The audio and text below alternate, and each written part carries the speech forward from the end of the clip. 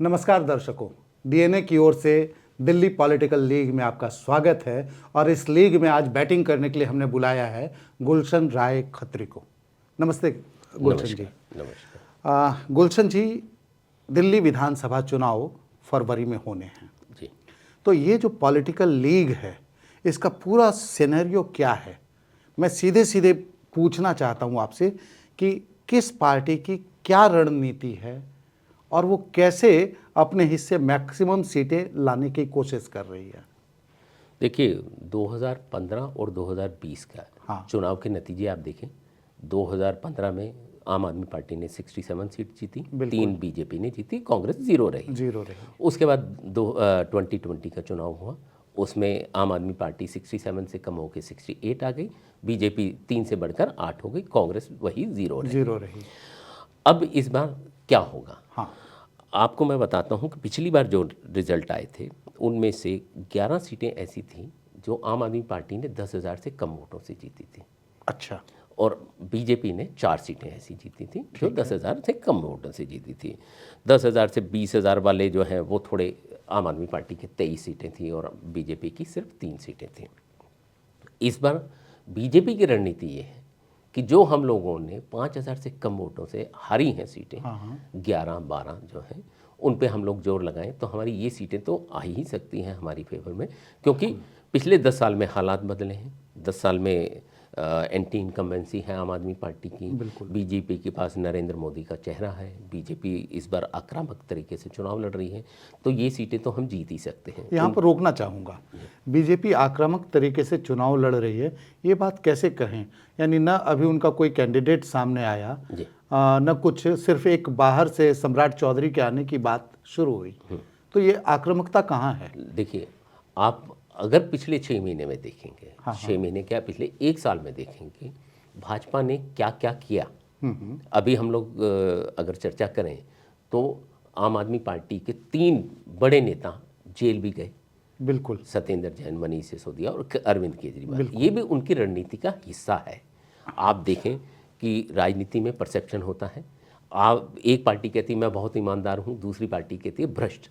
तो ईमानदार पार्टी ये लोगों के बीच में दिमाग ले जाना चाहती है कि हम साफ हैं, क्लीन हैं, और दूसरी पार्टी उनको भ्रष्ट करार देती है। तो अगर आप पिछले 1 साल में देखें तो ये कैंपेन तो भाजपा का चल ही रहा है।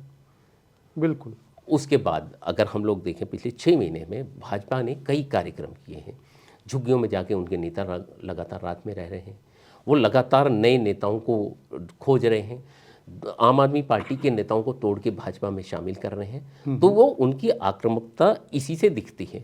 यानी केंद्र में आने के लिए जैसे इन्होंने नारा दिया कांग्रेस मुक्त, और अब खुद कांग्रेस युक्त होते गए, कुछ वैसी ही रणनीति आपको साफ करने के लिए आपके लोगों को अपने साथ जोड़ रहे हैं। जी, लगभग ऐसा हम मान सकते हैं।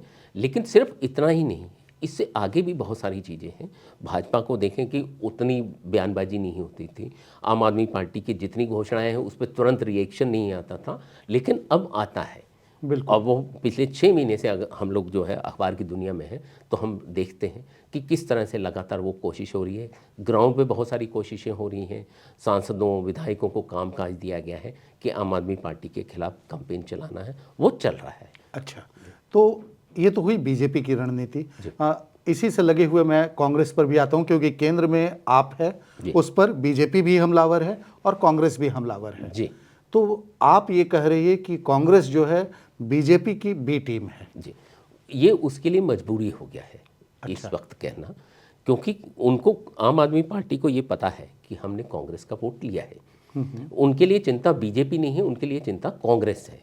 अगर कांग्रेस उभरी तो वो जितना वोट लेगी उसमें से काफ़ी हद तक, हालांकि बीजेपी का भी ले सकते हैं, लेकिन काफ़ी हद तक आम आदमी पार्टी का वोट लेगी। कांग्रेस के लिए सबसे आसान तरीका होगा कि अपना वोट वापस ले, बजाय कि बीजेपी से। तो इसलिए आम आदमी पार्टी जो है वो चिंता है उसको कांग्रेस की, और कांग्रेस को भी ये पता है कि मैं आम आदमी पार्टी का वोट ले सकती हूँ। तो इसलिए कांग्रेस के नेता सबसे ज़्यादा हमलावर हैं आम आदमी पार्टी पे। कांग्रेस कैसे की रणनीति क्या है? क्या एग्रेसिव प्रचार करेगी? कांग्रेस आक्रामक तरीके से प्रचार करने की तैयारी कर रही है, लेकिन उसके साथ उनकी कमजोरियां भी बताता हूँ। उनमें, पार्टी के नेताओं में उस तरह से आक्रामकता दिखी नहीं अभी तक। एकजुटता नहीं दिखी है। उनका कैंपेन शुरू होता है बहुत अच्छे तरीके से, लेकिन बिखर जाता है।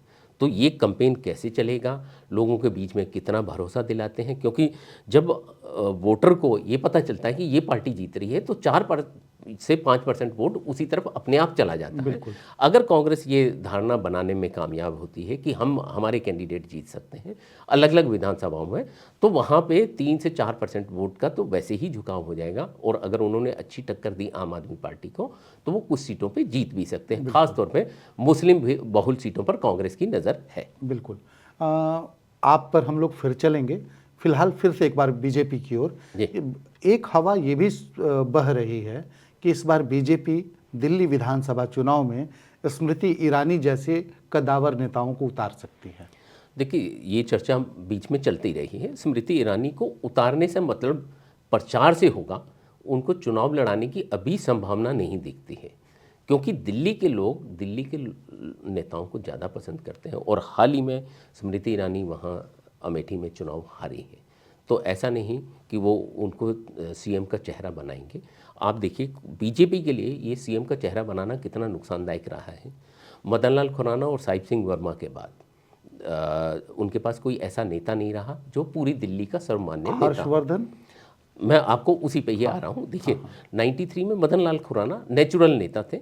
उसके बाद बीजेपी ने साहिब सिंह वर्मा को बनाया, सुषमा स्वराज को बनाया, और 98 में हम लोग बीजेपी चुनाव हार गए।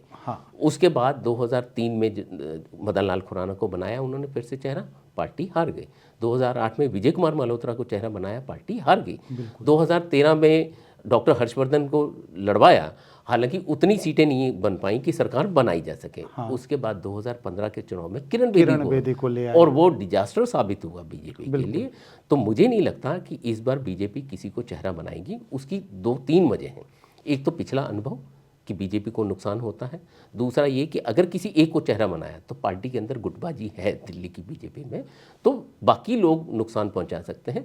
तो ये 2-3 फैक्टर हैं जिनकी वजह से नहीं बना। इस बात को यहीं विराम देके आगे बढ़ेंगे, सिर्फ यह ध्यान दिलाते हुए कि हर्षवर्धन ने को जब चेहरा बनाया गया था तो सीटें आई थी, लेकिन किरण बेदी के समय दुर्भाग्य ये रहा कि जिस ढंग से उनको लाया गया आम आदमी पार्टी से तोड़कर, वो नुकसानदेह हुआ।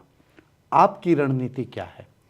देखिए, आम आदमी पार्टी ने शुरू से ही रणनीति के तहत काम किया है। उन्होंने 20 कैंडिडेट इसीलिए बदले कि एंटी इनकम्बेंसी जहां उनको बहुत ज़्यादा लगी है उनको उन्होंने काटा है। और इस बार पहली बार ऐसा हुआ कि आम आदमी पार्टी ने बीजेपी से भी कुछ लोगों को अपनी पार्टी में शामिल किया और उनको टिकट भी दिया। बिल्कुल। कांग्रेस के भी कुछ लोगों को टिकट दिया उन्होंने। तो उनकी रणनीति यही है कि हम अपनी योजनाओं को लेके जाएं, अपने काम को लेके जाएं। 10 साल में हमने जो काम किया वो भले ही उस पर आलोचनात्मक हम चर्चा हो सकती है, वो अलग मामला है। लेकिन जनता के बीच में वो अपनी योजनाओं, अपने कैंडिडेट को लेके जा रहे हैं। और उनका मेन जो चेहरा है वो अरविंद केजरीवाल है, और वही उनके लिए पॉजिटिव है, उनकी स्ट्रेंथ है। तो आखिरी सवाल ये कि दिल्ली में किस पार्टी को कितनी सीटें आ सकती हैं, ये अनुमान? देखिए, आज की डेट में जो अनुमान हम लगाते हैं जरूरी नहीं कि रिजल्ट तक भी वो रहें, लेकिन अभी हमें ये लगता है कि आम आदमी पार्टी आगे है। आम आदमी पार्टी के सूत्र तो काफ़ी ज़्यादा बताते हैं सीटें, लेकिन मेरा अपना निजी अनुभव ये है, या उसके अनुभव के आधार पर मैं कह सकता हूँ, मुझे लगता है वो 45 के आसपास आज भी है। अब अगले 15 दिन 20 दिन जब चुनाव घोषणा होगी, उसमें कितना नीचे आते हैं कितना ऊपर जाते हैं, ये सिर्फ आम आदमी पार्टी पे निर्भर नहीं करता, कांग्रेस और बीजेपी पे भी निर्भर करेगा। तो दर्शकों, चुनावी लहरों पर हम लगातार नज़र रखेंगे। गुलशन राय खत्री जैसे विशेषज्ञ हमारे पास आते रहेंगे। गुलशन जी भी फिर आपसे मुलाकात करेंगे। तब तक निगाह आप भी बनाए रखिए और हम भी बनाए रखते हैं इस दिल्ली विधानसभा चुनाव पर, इन लहरों पर। गुलशन जी, आपका बहुत बहुत आभार कि आपने अपना इतना कीमती वक्त दिया। धन्यवाद। दर्शकों, आप कमेंट बॉक्स में लिखकर ज़रूर अपनी प्रतिक्रिया दें।